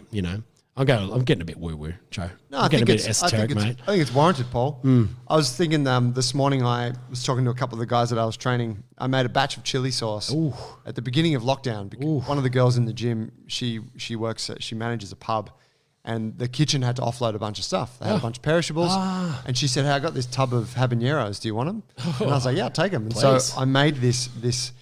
I took those habaneros and then I asked Panavore Cafe, where we had breakfast last time. I don't know if you remember the chili sauce they have, but they have this excellent habanero sauce they use. And I asked for their recipe, and Tree was like, here's the recipe. I will not share it beyond. Yes. It was a one-time thing. Don't ask. But I made it, and then I customized it with a little bit of mango in there. So like a mango habanero lime. Anyways, I gifted it to a bunch of people, and I've still got a shitload of it. I intended to bring you some, and I totally forgot. I'm back next week. I can do it. Yes. I can make that work. But I offered it to a couple of guys who I had given a bottle to, and I was like, hey, you guys want it? And they were like, oh, fuck yeah, we want another bottle of that. Please. Like, that was it's gone. awesome. Yeah, lasted 2 days. I enjoy that so much to be able to, for them to love it, and then for me to give it to them, and for them to love it again, and they send me photos of, oh, look what I made with the sauce, and they're proud of the meal that they made. Yes. And that I think that sort of, in a way for me, that kind of encapsulates the whole thing. Absolutely. Where it's like something you produced with your hands, whether you grew it or you built it or you cooked it or whatever, and you can share it with others. There is something very, very deeply human about that. Yes, and it's the experience is so much greater than the sum of its parts in that circumstance. You're just like, oh, I made a sauce, I gave it to someone, big deal. But then, as you said, that sense of ownership and pride and humanity that you get from it, like it's what makes us tick. And it's unfortunately something that's when you're in, because doing that involves production, right? You have to be a producer to be able to do that. And so much of what we do now is consumption. I'm not going to bang on about capitalist consumer society, blah, blah, blah. But even a lot of us in our work, it's hard to create something tangible often. Like it's not, not everyone's a craftsperson out there coopering barrels on a day-to-day basis. You do spreadsheet work. And you spend 8 hours at the coalface, you come home and you're like, well, I've got a few more entries on the spreadsheet to show for it. So, and I find that people that work in those non-tangible but very important roles get even more enjoyment out of producing something as simple, and it really can be something as simple as cooking a meal. And so I guess what I love is communicating to people how accessible gardening can be. if you don't beat yourself up about it and you set realistic expectations about it and take those proper beginner steps instead of actually trying to be like, full on Don Burke about it. And the same goes with cookery, because we spend so much time absorbing food media through our phones, through our televisions, through our screens. And, and a program, say like MasterChef, where in its early seasons, they were doing stuff like apricot chicken and shepherd's pie. Right. And so shit that other people could do. You would watch that and go, oh, I can do that. I'm going to give that a go. I've never cooked apricot chicken before, but I saw that guy on MasterChef do it, and he's a regular person, just an average punter. I can do that too. Whereas now, in that nature of TV escalation, or kind of jeopardy increasing that happens in subsequent seasons of shows or programs, that now it's like, oh, we can't do that. That was season 1. We're in season 13 now. Now we need to be, making him do 24-step, 100 component, 3 Michelin star dishes, because that's where it's at. And so then you see, if you watch that as a person at home on the couch, you don't see that and have that empathetic experience from it. You look at that and go, oh, that's an average person like me, and they're cooking this dish, which they should be able to do because it's the challenge, and they've totally bombed it, and they're getting judged, and they're breaking down, and they're crying, and they're like, I don't know about cooking. I don't know. It's just a bit too. I don't need that on a Monday night. I don't need that on I'm not going to do that. I'm like, if I cook at home, there's an expectation that I'm cooking restaurant food, and then it will be judged. Yeah. Oh, okay. So, because we're deeply empathetic beings, humans, and when we see things, we relate to them, whether it's consciously or subconsciously. So I like to show the basic stuff. It's just like you can just get one nice ingredient, like whether it's a carrot that you grew yourself or like maybe a nice bit of meat that you got your hands on, and just let it shine. You don't like the whole idea of like, oh, you've got to do this and this, and I've got this secret ingredient that I add to it. No, if you got something good, one good thing, you can just, with a little bit of skill, like a tiny bit of skill and understanding, you can really make that the star of everything you do. We overcomplicate things, always in life. It's another classic human trait. Like we always lack that confidence in ourselves to do things simply, unless you really got to the stage where actually you realize that simplicity is where it's at. And I think that's true in so many human skills. You see people go through that initial learning phase, then they overcomplicate it, and then when they come to mastery, they go, oh, actually, it's the basics that matter. And that as a master, I know the basics, but I know so many depths of level more than what I did when I was learning these same basics as a beginner. And so I think, there's a lot of power in just like getting one good ingredient, having the confidence just to let that shine and not overcomplicating it. And don't beat yourself up. Don't think that some guy in a cravat's going to judge you if you cook something and make a mistake. Big deal. Matt Preston. Hey, Matt. He's actually a really nice guy. I've met him a couple of times. I worked on the show for a while. Did you? Back in the day, yeah. Oh. Yeah, he was kind of nice. Yeah. I got along better with the other two. Yeah, kind of nice in that, He didn't engage too much with the help, Yeah. I was a lighting guy. Weird power structure going on there as well, isn't there? The kind of the talent, the key talent or the host talent, the big dogs, and then the contestants, and then the crew. Yeah. And I think that for me, because that's an industry that I work in as well. I've never been on anything as kind of like high production as say MasterChef, but I'm a presenter, right? Like I kind of do national broadcast TV for the ABC, and I guess I feel like the reason why I've repeatedly got work is because I like to function as a crew member. Right. It's like my role is to communicate the information in front of the camera, but it's not like just don't make eye contact. Like I'm here, I'm going to be in my room. Like I'm not going out for dinner with you guys. Like I'm doing my shit. I've got to manage my socials actually, and then I've got to do a detox, and then I've got to do some yoga, and so I'll see you tomorrow at the call time. But really, and I get to do a lot of, fortunately, a lot of like remote shoots for a program like Backroads, because I can drive a manual in the bush and I can carry stuff. Because camera assistants don't exist anymore. Yeah, right. The budget's gone for camera assists. So, but all the gear's still there. So you got to help out. Yeah, so I help out. I carry tripods. I carry pelly cases. I load stuff up. And universally, I drive because I hate being in the car with a director or a producer driving. Right. Because they're just their mind is not on the road. Yeah. And they usually, especially when you're rural, like at a rural or remote shoot, and they're generally inner city dwellers, and they've never gone more than 60 k's an hour for the last 6 months. Yep. And now they're out in the bush in a full drive. They're trying to talk to you. They're trying to manage a call sheet. They're trying to look at the next location. They're trying to call the talent, and they're driving. I'm like, pull the fuck over. I'm going to drive. I don't need to do any of that stuff. I can concentrate on driving. It's cool. It's cool. I'm going to do that. and you just micromanage your life over there because I don't want to die, basically, on the way to the next shoot. Mate, we had some funny times thinking about shoots that we did in remote locations. I remember that one of the last ones I did was a terrible reality show called Excess Baggage. Oh. And it was where they took a bunch of like washed up stars and kind of, you know, like Z grade, B grade celebrity Yeah, kind of yeah, things. And they, you know, they had like Britney Spears' ex-boyfriend, like guys like him. Yeah. And we took them to Kununurra, like northern WA. Yeah. And it was like 40 plus degrees out. Like That's hot. Northwest. And they is had hot. to do physical challenges. Oh. And the idea was that they'd be pushed to breaking point. Mm-hmm. And they had like a physical trainer that would do that. And then they also had like a psychologist that would help them work through shit. And that was the excess baggage. Plus there was a weight loss challenge party. And the whole goddamn platoon was dropping like flies. Like the actors were getting fucking choppered out of there because they were dropping down due to heat stroke. But then like crews started to drop. Producer, assistant director, like it was a total fucking debacle. Yeah. And, you know, we're all out there and it's like, you know, we all got like bought special boots for it and we got fucking SPF 50 big hats and yeah. all that stuff. But it's just like we're a bunch of city slickers. Yeah. And really we're surviving out here because there's a couple of local rangers who are keeping us all in check. Yes. Telling us don't go in there because there's crocs. Yeah. Don't park your car on that, you'll get bogged. Like, and it was kind of absurd in a sense. Oh, and there's such like a big chaotic show. Those things like we've had a couple of my friends have been, you know, on the South Coast, you know, had like, I think it was Love at First Sight or one of those programs, hit them up about using their venue as a location. Right. And I was like, do not. Absolutely do not. It will be destroyed. It will be destroyed. And they're like, oh, well, they're not. They said they can't pay me. It's really good exposure. I'm like, don't let them play that card. Don't let them play that card. If they're not paying location fee, tell them to piss off. Because they're going to come in with 20, 30 people. They're going to take over your whole place. They're going to move all your shit around. It's going to be chaos, and you're going to get a little bit of so-called exposure on the back of it. Like it's classic. But I mean, it's a great industry. Like, and I mean, I love First Sight. It's a great show. Yeah. Classic. Yeah, it's a really high tide mark of Australian television.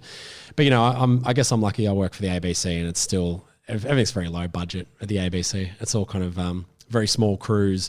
And the good thing about it is that there's still like a universal kind of sympathy or love for the ABC. Sympathy is not the right word, but especially when you go into regional Australia, you know, who you guys shooting for with the ABC? Like, the ABC. Oh, the ABC. Oh, we love the ABC. We love the ABC out here. It's all we've got out in regional Australia. So it's nice. And explain that to me because for me growing up in the city, it was just another channel. Yes. But how does it differ from Channel 7, 9, 10? Yeah, well, okay, so it's a publicly funded, though independent organisation. And this is something that I've had various people, a couple of people try to drag me over the coals over lately with the conspiracies. Oh. You know, some of my friends who are a little bit more down the red pill path than others going, so where's the ABC's funding come from? Like, it comes from the taxpayers. Yeah, but isn't that the government? And I'm like, well, it's actually from the taxpayers. The government, yes, I guess, facilitates that, but they've got no power over the ABC other than through the legislation of the ABC's charter. And they're like, yeah, sure. Yeah, okay. Look into it. Yeah, you've said all you need to say, mate. Okay, government funded. Yeah, government mouthpiece. Mainstream media. That's what you are. Anyway, so really the ABC has a really highly regulated charter to as a public broadcaster to make sure that it adheres to and displays the values of Australian culture, but not as in the Australian culture, mate. You know, VBs and bloody old utes and the footy and white Australia. Like, it's actually much more diverse than that, about giving a voice to all Australians, right? No matter what their kind of demographic or background, and it's beautifully a really highly accountable organisation, and in particular, it's in its charter to have a voice for regional Australia, and so the ABC is really one of the only broadcasters that does it because there's no commercial imperative. You know, whenever you see one of the major, 7, 9, 10 go to the country, it's always with an inner city journo reporter that's stopped off at Strand Hatters, bought a new Akubra, picked himself up a nice plaid shirt from the RM Williams Outfitters and a new pair of RM boots, and they're off to the country. Yeah. You know, classic. Here, I'm out in the country. Look at this. I've got my country clothes on, everyone. Hey, I've got my country clothes on, you know. I'm one of you guys. And it's usually either there for sensationalism, around droughts, fires, floods, disasters, that kind of stuff, or as like a kind of patronising scene in a reality TV show. where they like take the contestants out for a country date and they dress them up in that said Akubra and boots and plaid and sit them on some hay bales and like, oh, look, our contestants are in the country. How quaint.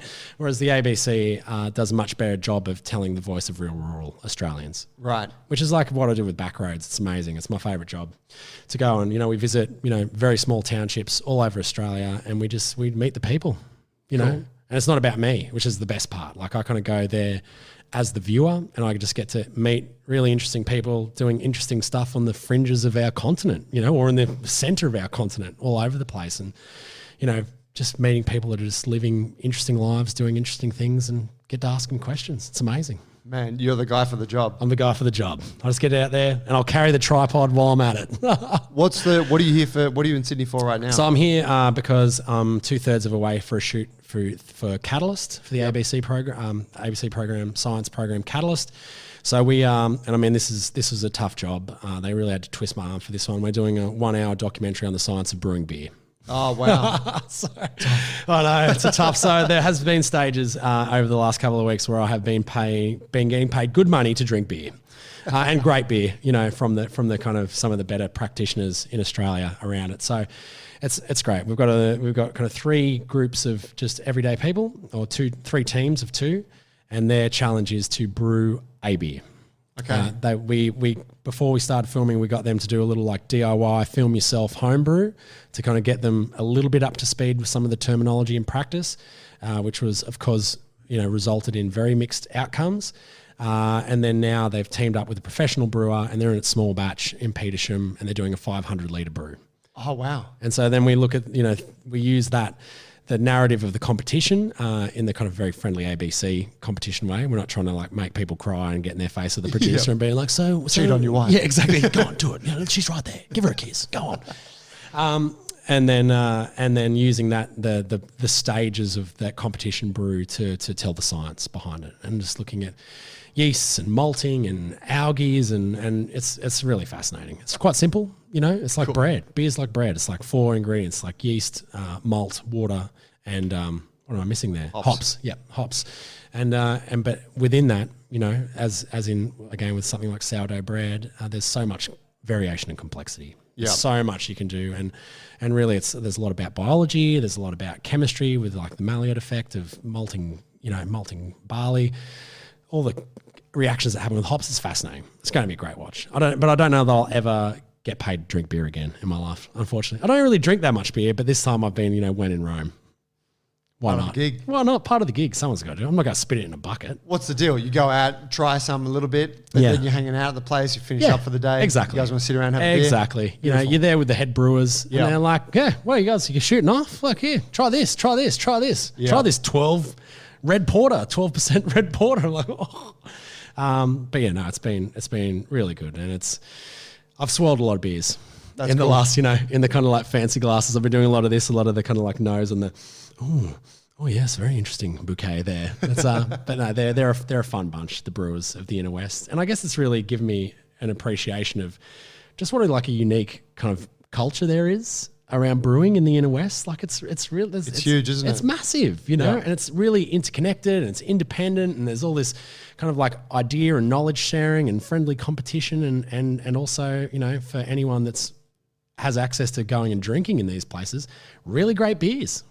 Mate, have you they might be a bit too big for what you guys carry. Have you had anything to do with Young Henry's? We did. We had a look at their algae biofermenter. Oh wow! So they're working with. Oh, is that them doing that? Yeah. Okay. Yeah. So they're working with the University of Tech Sydney UTS and their climate cluster. So they've got a professor of climatology there, and they're looking at all these kind of different climate change actions. One of which is the use of algae and microbiology in addressing waste streams. So brewing, I mean, one of the elements of their carbon footprint is the release of carbon dioxide from the brewing process. Right. Yeast releases carbon dioxide. So they're looking at ways they can minimize that. And so UTS has found a strain of algae that happily digests carbon dioxide. So they basically keep these big clear cylinders at Young Henry's.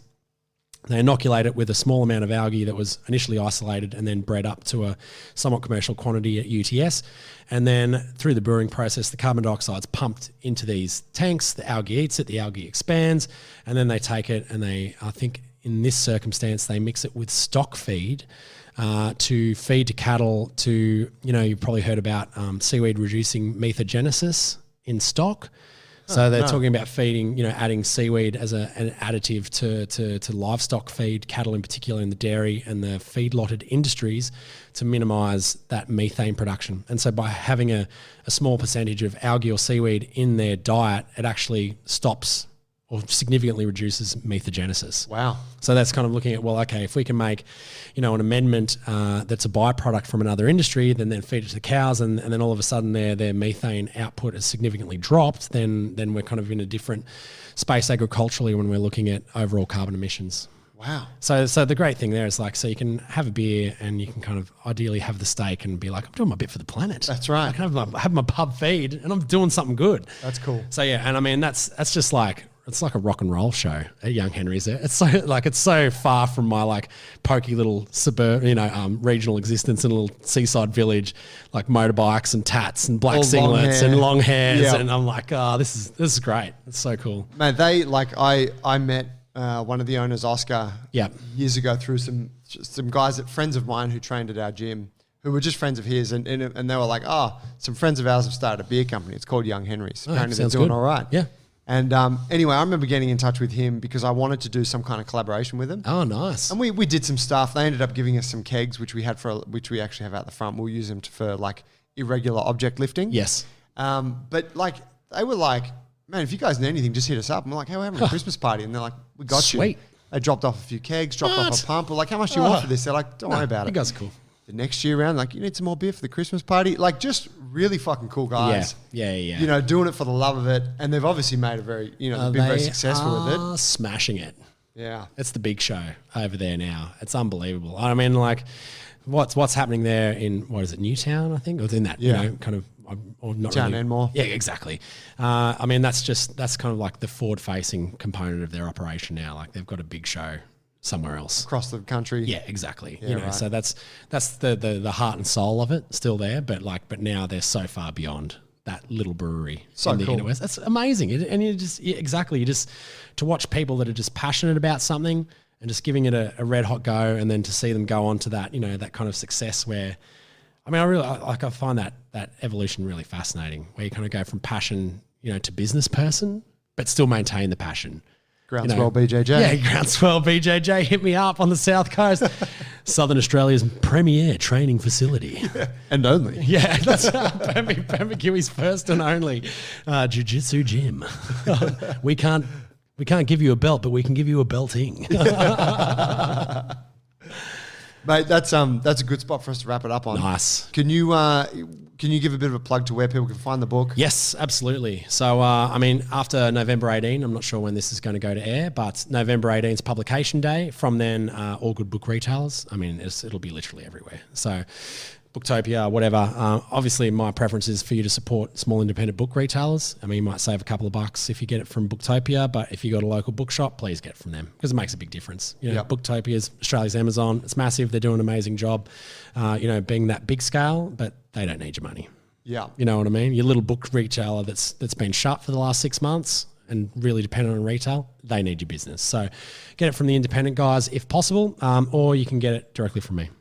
Directly from you? Yeah, I'm a small independent book retailer as well. How do they find you? So it's actually, I've got it on because we're trying to drive a little bit of kind of numbers around the Grow It Local platform, which is probably another totally separate conversation. So growitlocal.com, it's on the landing page there. Okay, cool. And I've got a copy for you, so don't stress. My man. It's your Christmas present sorted. Dude, it's perfect timing. I've got the new place. It's got a shitty old garden. And I'm keen to rejuvenate it and grow some shit, so I'm going to follow it. Perfect. I'll follow it. I'll I'll detail the journey on social media. It'll be the ultimate case study. Oh, love it. Matt. I'll share it. Great. Thanks. Yeah. Joe, it's such a pleasure, mate. Man, thank you. It's always a pleasure to have you on. And I look forward to doing some rolling. Can we go for a beer afterwards? We sure can. Mad. Awesome. All right, Brother Paul. Thanks, everyone. Thank you, guys. Hope you enjoyed the episode. Please help support the show. If you dug it, share that episode with a friend who you think would like to hear it. It goes a long way for us. Thank you for listening. We'll catch you guys next week.